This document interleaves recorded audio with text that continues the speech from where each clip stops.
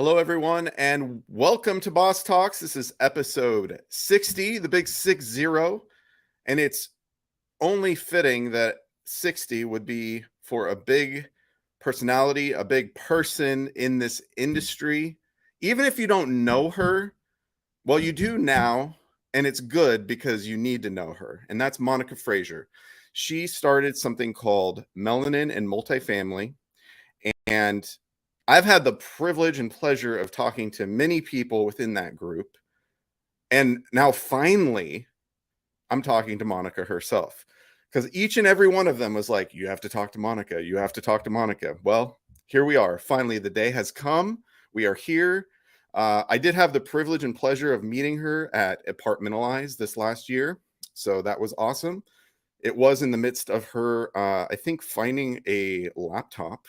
So she was a little chaos driven at that moment. And I'm like, oh my gosh, but we found it. So all is well in the world. But besides that, she's been in the industry for 10 and a half years. She's on the multifamily side, property management. And she's a great story of someone who has taken it upon herself to pave a way for herself, to find her niche, find her way, find her motivations and her passions. And I think it's only awesome, only fitting to have her because she is a great example of all those things. The other thing that I don't even think's in her bio. Now, I must state, she's in Pennsylvania. She's very, very active in her local association. She does speaking. She's all over the place. But then she also is an entrepreneur on the side doing things with music, which I'd love to talk about. And I want to say they have a venue, which is super cool. And I don't know that anybody knows this stuff. So let's talk about it. So anyways, we're going to get right into it with Monica. But first, I'm Evan Happel, your host. This is Boss Talks. I'm with Community Boss. We have a great solution to manage the physical spaces of your community, whether it's your parking with Parking Boss, amenities with Amenity Boss, or welcoming that new resident to your community with Welcome Boss with our mapping solution. Generate some ancillary revenue with our solution as well. Talk to me about it. I'd love to speak more on that. But today, we're bringing Monica to the show. Hello, everyone. Thank you, Evan, for the warm introduction. Absolutely. No, It has it's been a like pleasure. that's about time. I know. Everyone's like, you got to get on there. You got to get on there. And I'm so happy to be here. It's big 60. That's right. Yes. And like I say, you're in Pennsylvania. What part again, exactly? Right here in Pittsburgh. Pittsburgh. So you're literally other side of the state from Ishia, right? The whole other side. Yes, yes. Yes. It's always weird to think that like Pittsburgh and Philly are like so like opposite on the sides of the state, yet such big cities. There's this misconception that somehow Pennsylvania is so small that Philly and Pittsburgh are side by side, but we're like 4.5, 5 hours away. So, Right.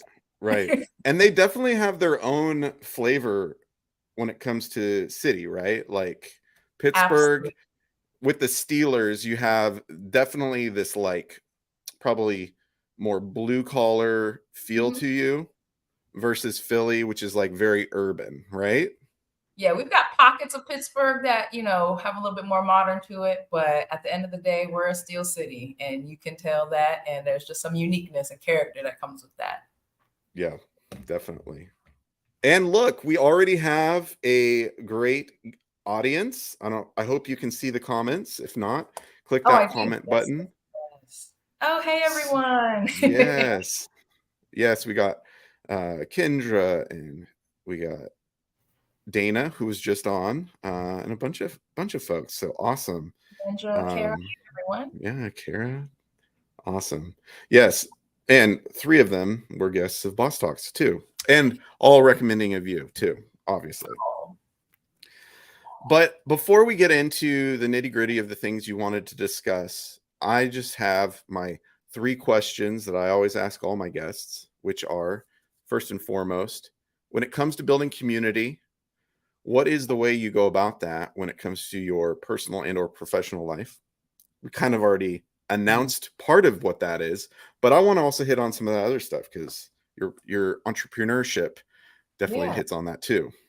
Absolutely. So I think when I really dig into it, I really think it is about authentic connections. Like sometimes you meet people and you just don't get that spark that makes you want to learn more about them or get intrigued on what's going on with them. But I think where I found success personally and professionally is to really spend time building relationships and getting to know the people. And then I can learn what they're passionate about and what they're motivated by. And my big thing is connection and collaboration, right? So if there's something where at that point, once I build that authentic relationship that we can collaborate or connect, I'm all about it. So a sense of openness is a big key to really to mark that success. And I hope that through all the stories we share today, people can see the value in that. Absolutely. And what are some specific ways that you're building that community? So I'm newly into the virtual coffees and just being intentional with spending a little bit of time with people who you may not have an investment today with them, but maybe there's going to be an opportunity in the future or your networks may intertwine. Another part of it is I'm a big food person. So I'm all about let's grab an appetizer or a dessert and let's have a conversation about work outside of work, right? To your point, maybe you're an entrepreneur like me, right? And we have cross identities that we can share. Or maybe you don't like the same music I don't like, and we share that in common, right? So I think it's really just being intentional with giving people your time and showing them that you're authentic. Like if you meet me, I am the same person I am to you, Evan, as I am to my supervisor, as I am to my friends, right? It's all me, and I think that allows people to feel a sense of trust and want to continue those conversations and connections. Absolutely. Yeah, that's great. Thanks for hitting on that. All right. And then next up is when it comes to building community, hospitality, sharing a meal, breaking bread is a great way to do that. Mhm. What is it that you would make for a guest that you were going to have over? Ooh. So I'm a little bit of a country girl. Some of my friends know me. I do. I'm the girl who will gut a fish and fry it for you, right? But I also enjoy cooking and baking. So I think I would lean on if somebody was inclined. I make a wonderful shrimp and grits, cheesy grits to be exactly. So that's one of my signature dishes that I would make for somebody. But in case they're not into pork, because I cook mine with a little bit of bacon, in case they weren't into that, I just love a good steak. And my dad's big on the grill. My whole family is all about grilling. So they passed that down to me, and I can make something taste real good. I promise. I'll season it right, and it'll be one to remember. Nice. Well, it looks like some people are on their way to your house right now. So, Yeah, I should probably start, getting ready. No, I'm just kidding. for sure. No, that sounds delicious. And I'll be honest, I didn't grow up on grits. I've only had it a few times. And I'm up here in the Northwest. Like, this is like so far removed from like country cooking, Southern cooking. Like, Yeah.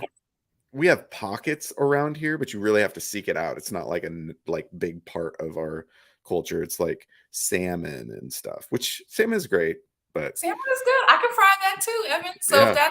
that's your world, I'll make sure we fry some salmon bites for you. Get a little sauce on it. No, I'm just kidding. I had to learn that though when I moved to Pennsylvania. So I'm originally from St. Louis, Missouri, hence Okay. the background in the food. But all to say is when I came here to Pennsylvania, I'm like, oh, you guys don't have that, or you don't have okra, you don't have certain stuff. So I have changed my cooking palette since I've moved here, to be fair. Okay. Yeah. Yeah. It's not like you're eating a lot of seafood in Missouri. No. Maybe like lake-based seafood, but Oh yeah, every freshwater fish, crawdads or crayfish, depending on where you're from, what they call those. Yeah, those things, bottom feeders. yeah. But Okay. nothing on the northeast that the coast will have. Yeah. Yeah.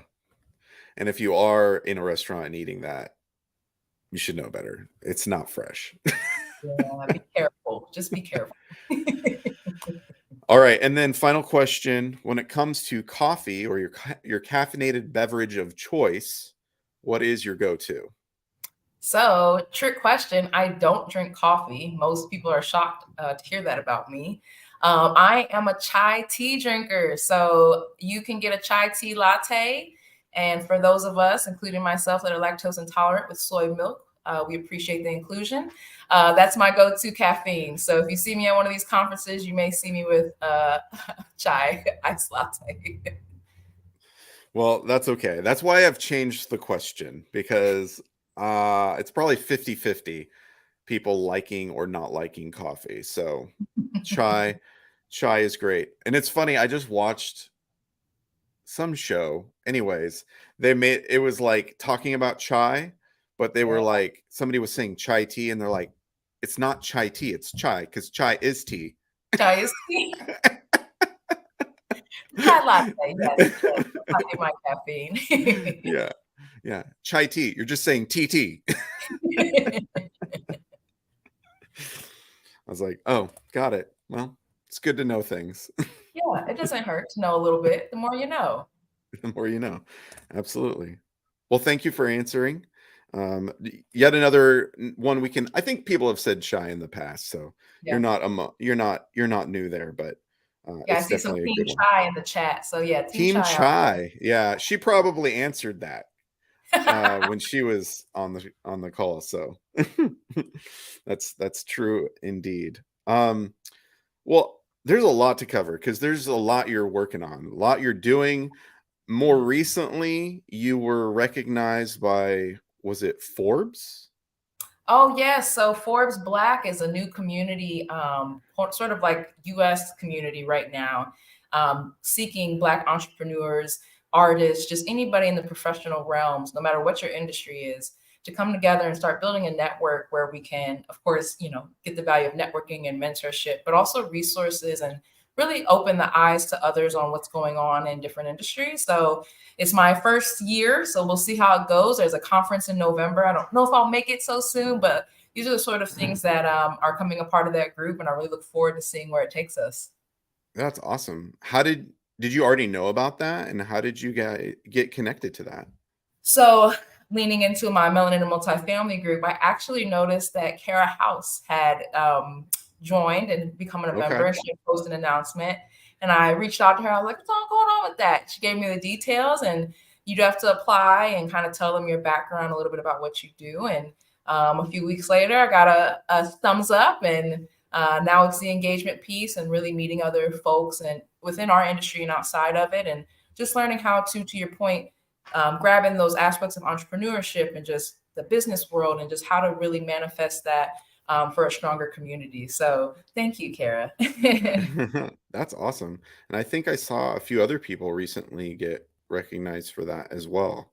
Yeah, so I really employ anybody who's in that space to tap in and find out more. It's super easy to join. And then at that point, it's a matter of, your engagement and what you look to get from the group. That's awesome. Yeah, Kara, way to go. I saw her post about it as well. So that's really awesome that you guys got that recognition and the work you're all doing. I mean, yes, you're doing the work in multifamily, but then you're doing Melanin multifamily, which is over and beyond. It's not like this is like tied to your work in a sense of your day to day. It's obviously over and beyond it. But then you're also running a business on the side. So Yeah. if you want to just touch on that, because that's the part I think most people don't know about you, is your love for music. Yes. Okay. So let's go all the way back. When I was in school, I played a classical instrument. I could play all types of clarinet from alto to bass. And that led me into a field of music growing up. Although when I got to college, it didn't make that much money. So I went into business instead, but always had a love for it. So reading and writing it. And then when I met my current partner about 5 years ago, me and him decided to go into business. He bought a building and we actually rehabbed it. So part of my multifamily experience of laying floors and painting and doing the whole nine and really making the space transformative.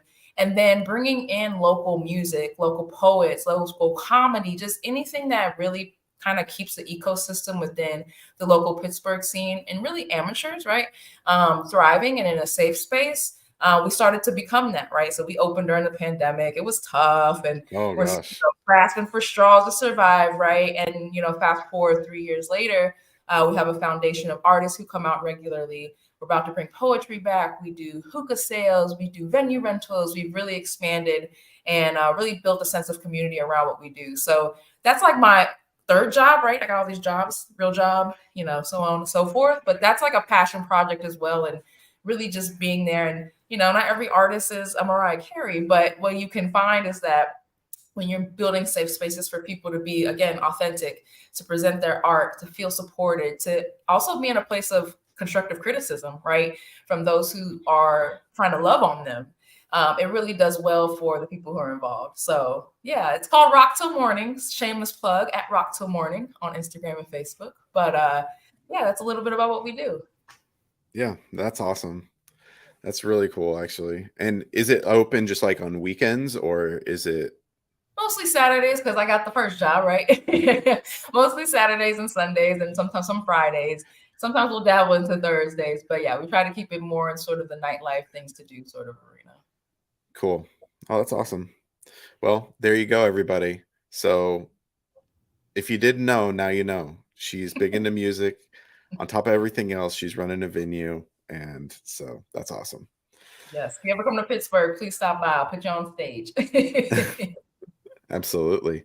So before we get into the rest of it, though, how'd you get into multifamily? It's been about 10 and a half years. You've been in this for a bit now, but Yeah. how'd you happen upon this place of So multifamily? I started off, I went to a career fair in college. I went to St. Louis University, and I went to a career fair my senior year. And, to be transparent, I was bumming each table looking for the best freebies. And I stumbled on a property management company with really nice eyeglass cleaners and the whole contraption that came with that. And when I Okay. stopped there, it happened to be the first company that I joined with for multifamily. They're called Village Green. And I had a background doing office assistant work for the housing department. Who would have thought? And of course, that gave me a perspective that was unique to multifamily. So, of course, many interviews after, I get the call. I had the choice of doing that or going to be a manager at a dentist's office. Can you imagine if I would have went the other way? I don't know how things would be, but I chose the former, and it moved me out to Columbus, Ohio, and that's where I started my multifamily career. Actually, it was in Ohio, and that took me to Michigan and landed me in Pennsylvania in 2017, and I've been here ever since. So just like many other people, you kind of fall into it. And I had a retail sort of like, retail and restaurant background. So it really wasn't something I thought about that would be a career when I was in college. But once I got into it and really got into like the people aspect, and then I'm a numbers girl, so I like the analytical aspect. It was like a match made in heaven. So I haven't left since. That's awesome. So, I mean, you learned about it through college, so good on them for actually going to college campuses and trying to find people. I mean, It makes I a think difference. it's more and more common now than I think it used to be, but used Yeah. to be is like people just happen to find, like they weren't even trying to find this job, or it wasn't even like out of school or anything. It was just like, no, just temp agency or like whatever, right? So, Yeah. And what's so funny about that is like I never really understood it as an industry, right? You just think of property management as like a landlord owns one place. You don't really think about it bigger. And I always tell my friends this that my great grandfather was like one of the first Black men to own property in his part of St. Louis, and he purchased a 4-family flat, which our family still has today. wow. And he was property managing. He had tenants in other places as he procured more property.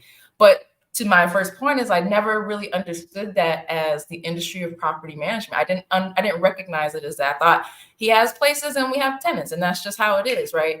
Then I get Yeah. older and I get into the industry and I'm like, what if I was destined for this? Like, what if this was the path that was paid for me? But I laugh to say that, but it, kind of makes you think how the perception of what it means to be in property management looks very different based on how you grow up. And so to Ty's point, I see in the chat, I'm grateful that I stumbled upon property management the way that I have, because I feel like I was able to be more effective in the different roles that I've been in. Yeah. Well, that's cool. You have a little story to go along with your again, we don't think about this stuff just like anybody. We don't really think about what our parents do or what our grandparents No. Like they come do as home, jobs. they tell you to do your homework, you go home, right? That's the routine. But then you reflect Yeah, back as an adult, and you're like, oh yeah, they were doing that, you know? right, right. Yeah. That's cool.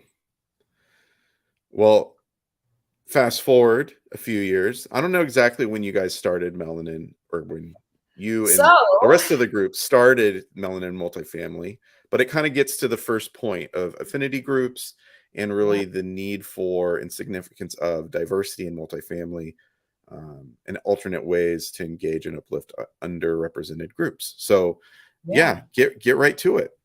So I went to a conference. It was in San Diego that summer. It was one of the NAA apartmentalizes, which was about 2 years ago now. And I walked out of that whole experience super thrilled and had some really great conversations. Ty was one of the main players. And I was just having this dialogue like, wow, there could be a formalized space to kind of propel the things that we think are missing in multifamily today in a way that's cross collaborative, because we were all trying to get involved with the affiliates and the national group in some sort of capacity. So after that, this is going to sound crazy, I sent a LinkedIn chat to 6 people, I kid you not, saying, hey, I'm thinking about this, what do you guys think? No lie, Evan, within 48 hours, there were like 40 people in this chat. And they're like, oh my God, listen, we should make this a thing. And I'm like calling my girls and I'm like, did I mean for this to do this? And they're like, oh yeah, lead into it. And it just kind of spiraled and transformed. And I realized that, some people are good with their hands. They can build things. Some people are good with compassion and they can make people feel. I'm someone who can connect and restore. And so what I realized in that experience was maybe my gift, maybe my ministry, as I like to call it, is to create this space that is self-serving, where people feel like they're getting something out of it, but also it's giving back to the greater good. And so transformed, a year later, we're now a year and 3 months in as Melanin and Multifamily. We've done just that. You see a lot of our members, like in so many different arenas, have been on the show, have been in other podcasts, are sitting as chairs of committees, who are going for the big stuff, right? And so that told me I'm in the right space and I'm doing the right thing. And I'm fueling the right people who want to give back and they want to be involved and they want to do the same thing I'm doing, uplifting others. And so I look back on my career and I was like, did I have mentors or people who were pulling me up? And I could think of the few that did and how intentional they were on finding me, I'm a mixed Black girl, and saying, hey, you can do it too. Or I'm going to put you in charge of this and see you take off. And if you know me, I'm very type A. I'm going to do it. Whatever it is, I'm going to get it done. So all to say is that, the value of it is leaning back into that authenticity. You give people room to be themselves. You give people space to do what it is that their best self can do. You'll get the most out of them, the most loyalty, the most motivation, the most, all the things, all the isms, right? You'll get all the most.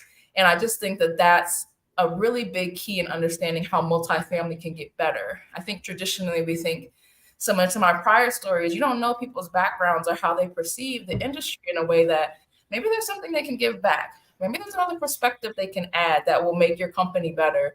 And I think that as employers or just people in positions of power, right, look around, the landscape of people to be diversified means that your income is going to be diversified. And we all love money, right? We do it for the income. So I say all that to say is like, it's in tandem, and nothing that's sustainable exists without diversification. Doesn't matter what you're talking about. So I do look to see how Melanin Multifamily kind of creates a model and also helps others see where their identities could come together and be, productive and supportive. So I hope that was everything that I wanted to say. But if there's any follow-up questions about the affinity group, I'd be happy to answer them. But that's kind of how it came about and how it's flourishing and how it's really intersecting with how multifamily operates. Yeah. Well, I think the key here is you and a few people felt this need for something, right? And then you started it and it blew up. Like I think and I think that's fantastic. And so it met a need. And so I think what I've observed in other parts of my life when it comes to groups like this, Like sometimes people will see what you guys did and just try to copy it. And you can't, because it has to be a quote unquote pain point. It has to be something that has a need, and then there's buy-in from the rest of the group. Because if it's just one person trying to make something happen, it doesn't really go anywhere. Like nobody latches onto it, and it would literally just be Monica trying to make it happen. But it's like, no. Exactly. And you're like, why isn't this working? But it's like, no, other people wanted it to be a thing too. Like, yes. And I'm in a space right now where I'm actually, this is secret info, y'all, because I'm gonna give it to Evan on his show. Is that there's a men's group coming that's gonna fall under within Melanin and Multifamily, because similar to your point, Evan, is finally became the realization, people in the space saying, hey, we want this for us too.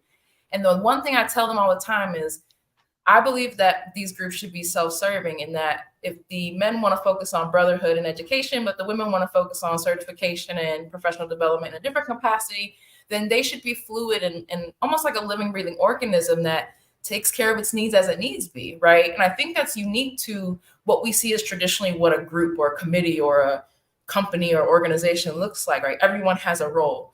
But in these groups, it's very much, what's your passion? What are you willing to dedicate as far as time? Is that an initiative we can all stand behind? And if so, let's push it. So it does take a village to make these things happen. But to your point, once you see a need, it's time to fill your cup. Right. Totally. And it's so awesome to see when people like have an equal desire to make a community flourish and grow. Because it could be so exhausting if it was just dependent on your effort. Yes.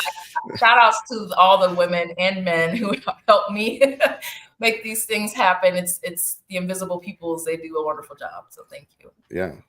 But you are, like you said before, you're somebody that definitely has the ability to connect others and bring a group together and give people the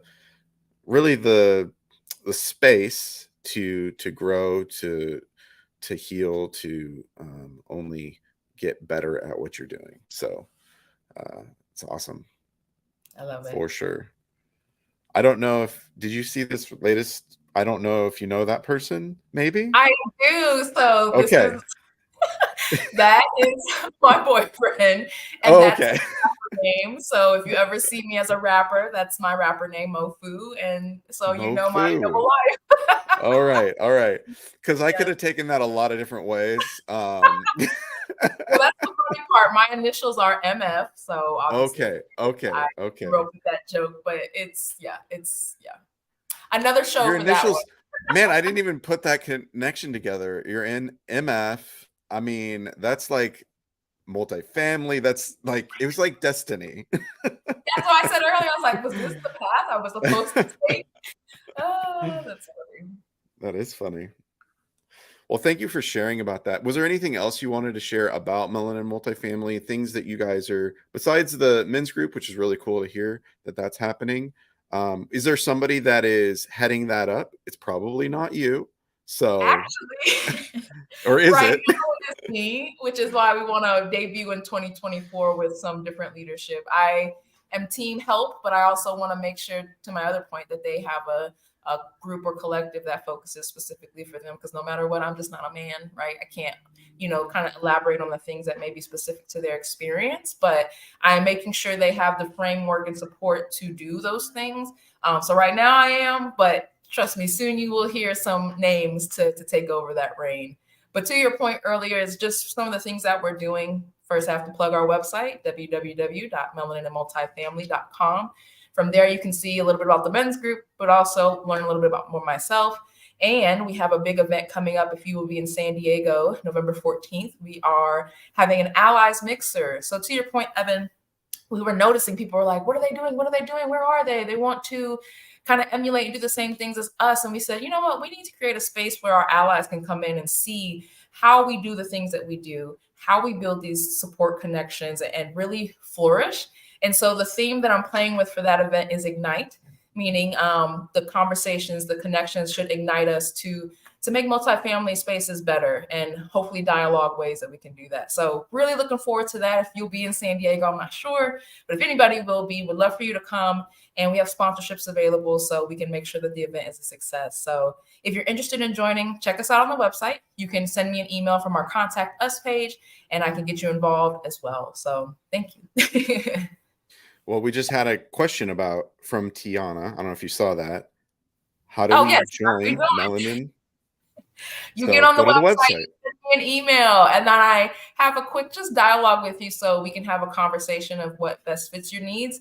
And then we plug you into all the avenues where we communicate, where you'll see postings, and we have our monthly meetings. So there is some formality to it, but again, there's also some authenticity to it in the spaces that you can have conversation. So looking forward to seeing you, Tiana. Yeah, and legit, pretty much everybody else that's on this comment section, you could reach out to a lot of them and they could direct you. So that's what do we got? Who's on here? We got Ty, definitely a great person to discuss this with, or Monica, obviously.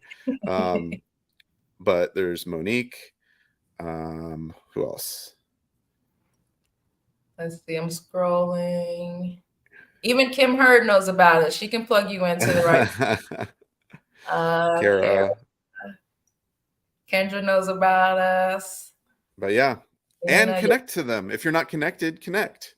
So jump on it with LinkedIn for sure.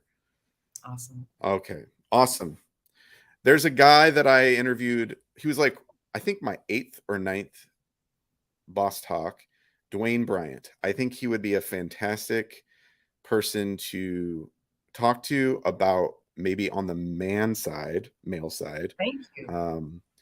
Being a connector and somebody to lead, because he's a great guy. I'm all about referrals, y'all. Pass me the people and I will take it from there. I'm pretty charming, so I think I can get to most people. Yeah, he's in Indianapolis, I think, so not too far from you, right? A little, I mean, 4 or 5 hours, like 5 hours. Yeah, okay. I think Midwest, I'm like, it's all like you said about Philly, it's like it's right there. It's all so close. Anyways, all right, so thanks for plugging that and kind of expressing a little bit more. It's awesome to see people in the comments that are looking to get connected, so that's awesome. Yeah, looking forward to that. I know a lot of people have been waiting to hear. I know Kim was one of them, saying, when am I going to get invited to the dinners? What's going on? So this one's for her. So Kim, you can absolutely come to the San Diego Mixer. Oh, awesome. Yeah, Kim, you need to get connected with Dwayne if you don't already know him. He's a great guy. All right, so your next point thing that you wanted to really talk about is just career pathways and the non-traditional I guess path you've taken. So what is it you wanted to discuss there? So once upon a time in my career, I demoted myself. So I want to kind of talk about how a lot of people see progress or success as some sort of linear track, and that it's truly something that does a little wavelength action. So about, let's call it 6 or 7 years into my career, I had an opportunity to be a portfolio manager or area director, if you will. And that's when I moved to Pittsburgh, and I had a couple of properties kind of spread out within the metro area and suburbs. And I did that for 8 months, and it was unique because I was so used to being on property, right? The transition from on-site to off-site and kind of traveling more so than being in an office was very unique. And so I struggled with that.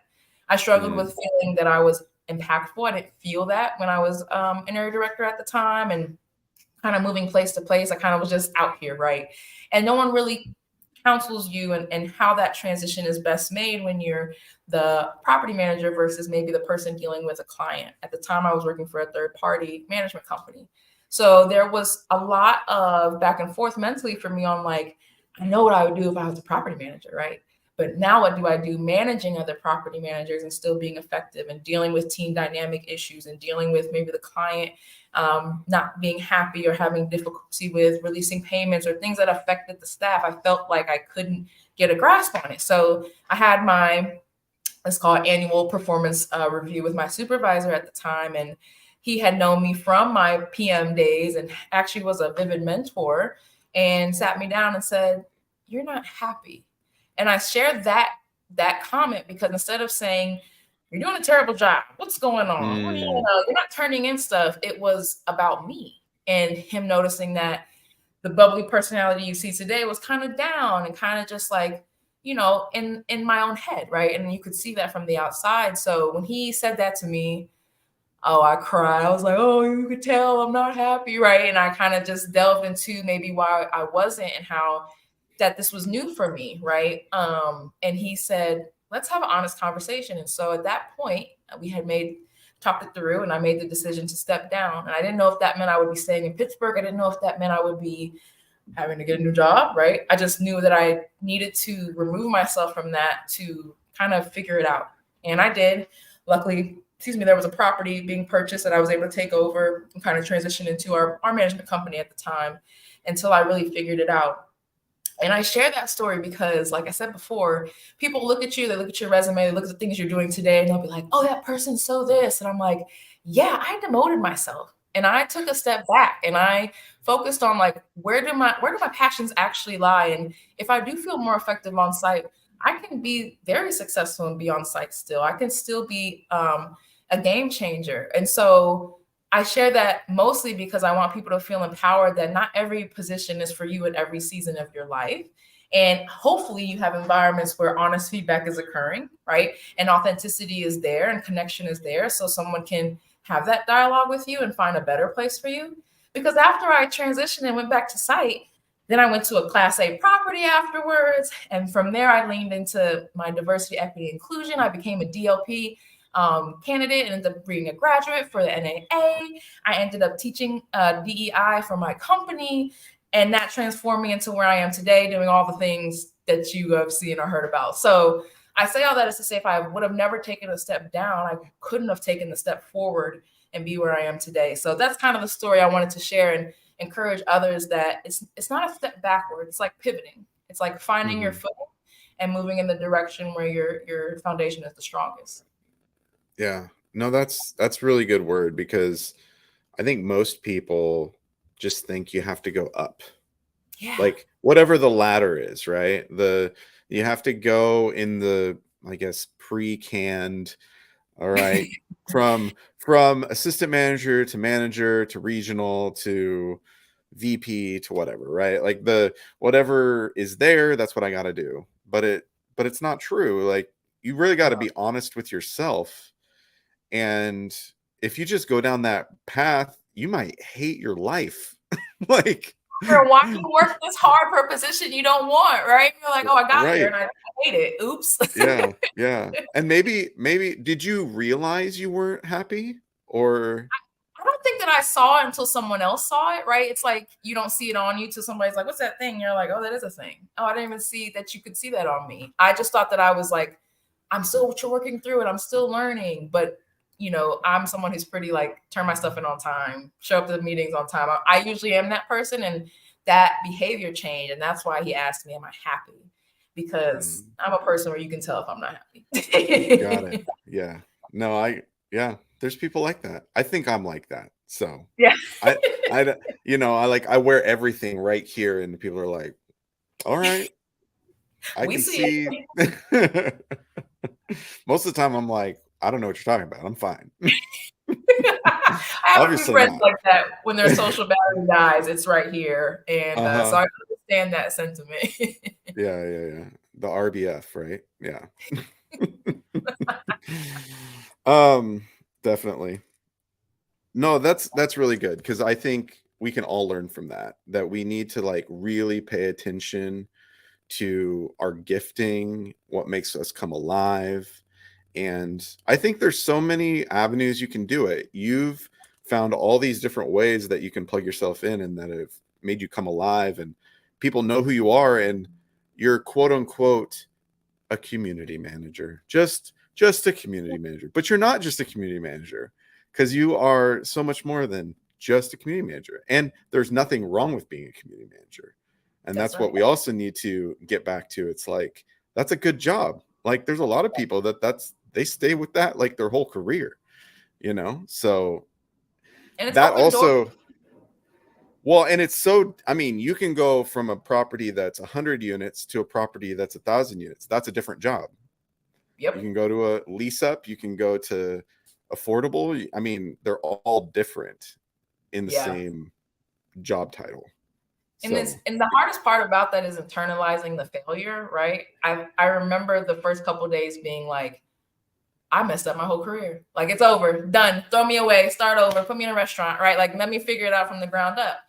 And I had to realize, to some of the points that I see in the chat, like redirection is protection, right? Like finding the right way to turn, to run, means you could be running towards, a better thing, right? You're in the right direction. So it's really just making sure you let go of any sort of guilt, but also faith without work is dead. That's one of my favorite quotes, is that you can't just dream yourself out of your situation. You do have to put some work and some oomph behind it. But I promise you, it is so much more fruitful, bountiful, and fulfilling to be in a spot that you love and to do things that you enjoy and to be connected with people that fill you up, rather than, putting yourself in situations that are just tearing you down. So I'm not saying every workplace is, sunshine and rainbows, but I do hope that you do find some sunshine and some rainbows in the things that you do, and feel empowered by that. Yeah. And I have this feeling something's about to just really cool happen for you. So let's just say that. Let's see. I mean, you're out there now. People know who you are. Things are happening. So it's only a matter of time, right? That's true. So, well, thanks for sharing those stories. It's really good for others to hear that too. It's very much something we all need to know, is each person's career path is their career path. Yeah, absolutely. So when it comes to setting goals, reprioritizing and all that, you also on here just talk about navigating the challenges just in property management. The idea of, you made affinity group, things like that, but like the intersection of DEI in the midst of all that and in your professional space. So yeah, what is it that you wanted to hit on there?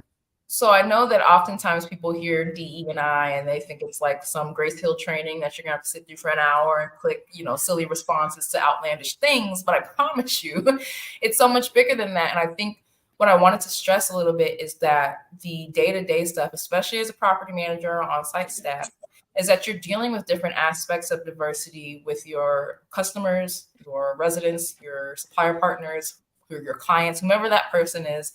And I speak from experience because I've had in the last year a lot more situations with evictions or legal proceedings with residents who are dealing with mental health or having difficulty or struggles with managing people who are going through things related to mental health, and really understanding that that's an identity, or it could fall with somebody who is a person with disabilities, and understanding, again, to my very first point, is how to make spaces and make room for people and meet them where they are, and make them feel supported. So I wanted to stress that because, again, I think people see DEI as this one sort of thing, and understanding as you educate yourself in that space, you're going to be able to go into some of these untraditional spaces and say, oh, I'm dealing with this right now. Okay, let me reflect on what encompasses that and how to react.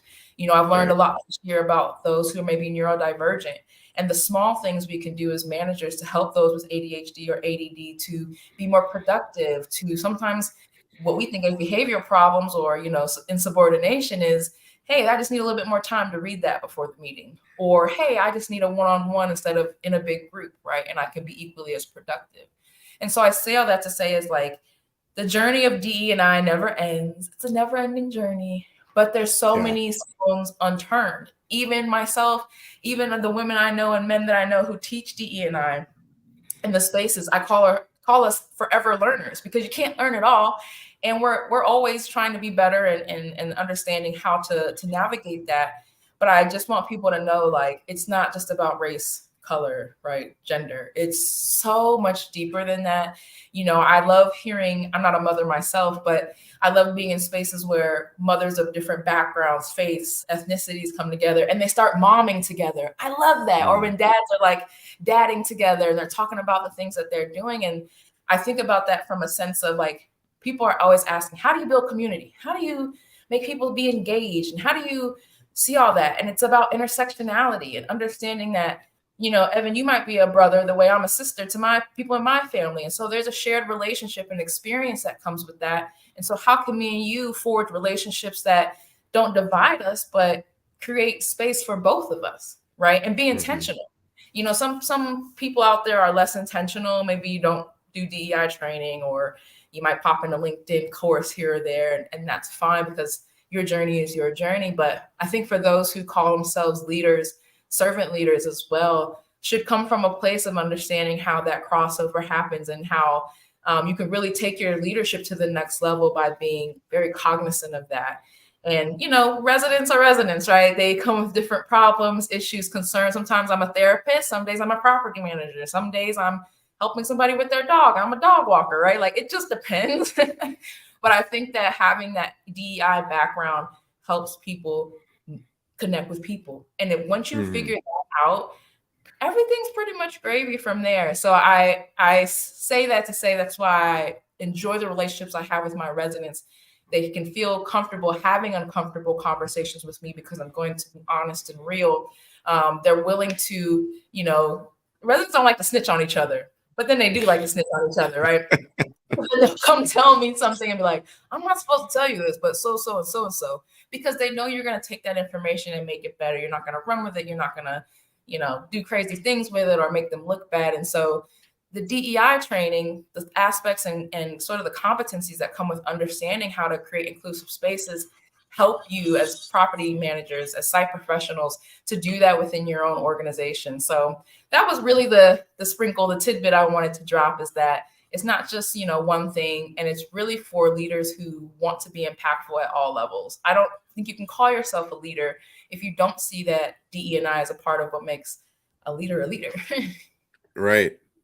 Yeah, everybody has something that, whether it's their skin color, where it's where they grew up, or how they grew up, or the way their brain works, or like there's a lot of different diversity, right? And age and everything. Like people are very complicated and complex, right? And so I think I hit on it last week. We discussed something similar. It's just got to really get to know the individual person that's in front of us, and not just assume we know because we see them. Correct. Like visually, but you got to really see them and who they are, right? Yeah. I always tell people, because people look at me and they'll say, oh, you're Black, or you mixed with something. I've got that my whole life. My birth mom's Filipino, so I also have a whole Asian family, and just like culture. There's so much more to me that you may or may not know by looking at me or even hearing me talk if I don't talk about it. And so sometimes I'll enter spaces where comments are had where that part of my identity is unknown, and I'll have to say something or comment, maybe that's not appropriate in this space. And people will say, well, why? And I'll say, well, my brother is gay. My family is this. My so-and-so is this. And then people realize the connection to them, and maybe we'll take the step to say, oh, maybe I shouldn't say those things or talk that way or come from that space, or be a little bit more open-minded and open up opportunity to not necessarily change a perspective, but to, again, be fair and equitable in the spaces that we're in for others. So. Yeah. And at the end of the day, it's just like, give a rip about other people, right? Like RuPaul quote that says that you should only mind the business that pays you, right? So that's it. You should only mind the business that pays you. Yeah. I mean, and I think my journey of doing a lot of community building through my life, it always is like, care about the person in front of you. Like, don't dismiss them because you think that they're invaluable because of something that you're seeing, because they still have value as a human. Yeah. And you got to uplift voices, right? One thing I do in like some of my staff meetings is, even if it's just like my site staff, I'll go around and make sure each person has a time to talk, because sometimes in creating spaces, you can't always do that when there's levels, right? Titles and things that make it complex, but you can have equitable practices. So, combination is uplifting those unheard voices and making room for it. And what do they call it? Amplifying. That's the word, amplification. So that's something I'm working on practicing in 23 into 24 is continuing the amplification. But that's a part of that work, that forever journey. Yeah, Faith got it right. Unless they paying your bills, pay them no mind. Yeah, that's great. So the amplification, can you touch on that just a little bit? Like, what exactly does that entail? What does that mean? Sure. I have an assumption, but okay, good. No, you're good. Sometimes, and this is why they call me Professor X, because I'm always throwing a word out there. People are like, wait, Monica, you lost me there. So amplification is the action of, let's say, especially in a work setting, raising the voice, opinion, or input of somebody, either most times under you as far as organizational structure is referred to, and making sure they're being noticed. So let's say me and you work on a project, you come up with an idea, and then I go to the meeting, and normally I would say, well, I came up with this. I would say, actually, Evan had a great idea around this, and we came up with this. So it's amplifying the contributions, because sometimes those things get overlooked. And like, if you've ever worked on a project and you realize the biggest part was my part, wait, but no one said anything about that, right? It's the amplification of voices that otherwise would be unheard, giving credit where credit is due, taking the pause to say, I used to have a professor that would say, when you walk into a room on campus and the room's already set up and the trash already is emptied, you got to think about those people who did that for you and amplify them, because you're not going to hear their voice in that room, but you're going to feel their impact. And so I carry that with me no matter what I do. That's great. I like that. Honestly, that's what I hope to achieve with the show in general. Honestly, like one of the taglines I put on the LinkedIn page is about elevating all the people in multifamily. So it's about giving everybody a voice and a platform, sharing their story, and giving just everyone the ability to share their value. So that's a big part of. You're already an ally in action. You're doing the thing. Yeah, you got it. So it's just a matter of people seeing people like you and I doing those things and realizing that there are daily practices or small things. Like you ain't got to move a mountain to be impactful, right? It takes small things. So yeah, you got it. Amplification. You got it. All right. Just using a different word. It's all good. Well, thank you so much. And is there anything else going on that you really wanted to hit on as we're wrapping up things today? Check out my LinkedIn page. I just posted a video yesterday or 2 days ago that speaks to all the things in September. If you're in Detroit, would love to see you at Motor City Casino the 22nd. If you're in Pittsburgh on the 26th, I'm doing a DEI facilitation with lunch included. So definitely tap in. And then October, if you are in the NAA world, you may see me, but more to be announced. So just follow me, connect with me. Let's have virtual coffee. Let's see how we can create these connections and foster a great multifamily industry. It's already awesome. We just got to put the fine-tune touches on it. Yeah, no, that's great. I'm glad things continue to roll forward with that, and everything else that's going on in your life, that you're busy, but it seems like a good busy. Hopefully it doesn't get to a bad busy, where you're unhappy and all the things, because and if that starts happening, you got a whole crew that'll, I'm sure, let you know. So, oh my gosh, they checking on me every day. They wouldn't let me fall off the wayside if I wanted to. So yes, building that community also builds accountability. That's a pro. And I have that support. So I'm grateful. Yeah, that's fantastic. Well, if there's no other questions, obviously chime in the comments if you have anything else for Monica. But we had one last comment. Monica, this was timely and soul quenching from Kara. And so, yeah, thanks so much for everybody that jumped on today, that was able to hear from Monica directly. She's been in other spaces too, but I'm glad to finally have her here. And I wore the chain. I held on to it since June. Yes. Bringing the boss bling. I love it. Yes. And thank you so much for doing that too. And you're going to get another one so you can pass it along to another boss that's in your sphere. I will find find me a boss and I'll make sure they connect with you. And thank you to everybody, Sandra, Alicia, Kara, everybody that was chatting. I really appreciate you tuning in and appreciate the compliments on the words. So I'll be Professor Xing every day. That's right, Professor X. Thanks for being here, everybody. And if anybody that's watching, who watches later, wants to be on Boss Talks, you want to be elevated, given a platform to share your passions, your leadership style, your story, I want to be that person that gives you that place. So hit me up, whether it's on LinkedIn or otherwise. I'd love to chat. But this has been Boss Talks episode 60. And next week, we'll keep on rolling. Same time, Wednesday, noon Pacific, 3 Eastern. So we'll see you then. Thanks, everybody. Thank you.